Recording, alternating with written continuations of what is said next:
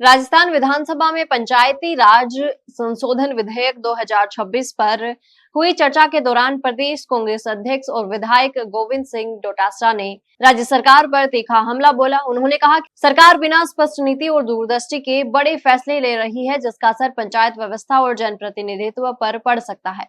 डोटासरा ने कहा कि 1990 में 2 बच्चों का नियम जनसंख्या नियंत्रण के उद्देश्य से लागू किया गया था और उस समय ये कानून भाजपा की ही सरकार ने बनाया था। उन्होंने सवाल उठाया कि अब सरकार इस प्रावधान को हटाने की बात क्यों कर रही है। उन्होंने पूछा कि क्या देश में अब जनसंख्या नियंत्रण पूरी तरह से हो चुका है या फिर केंद्र सरकार ने अपनी नीति में कोई बदलाव किया है। उन्होंने कहा कि देश की आबादी लगातार बढ़ रही है और खासकर ग्रामीण क्षेत्रों में अभी भी जनसंख्या नियंत्रण को लेकर पर्याप्त जागरूकता नहीं है। ऐसे में इस नियम को हटाने का क्या औचित्य है, ये सरकार को स्पष्ट करना चाहिए। डोटासरा ने आरोप लगाया कि सरकार बिना किसी ठोस योजना और स्पष्ट विजन के बदलाव कर रही है और कुछ जनप्रतिनिधियों के दबाव में ये संशोधन लाया गया है।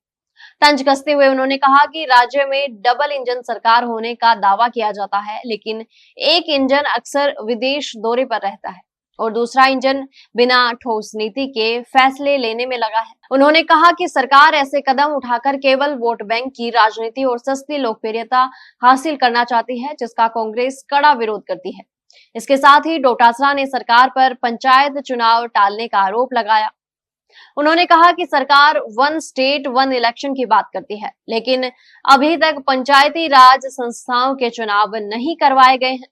उन्होंने सवाल किया कि आखिर पंचायत चुनाव कब होंगे और सरकार इस बारे में स्पष्ट समय सीमा क्यों नहीं बता रही। परिसीमन प्रक्रिया को लेकर भी डोटासरा ने सवाल उठाए और कहा कि इसमें गड़बड़ी और धांधली की शिकायतें आ रही हैं।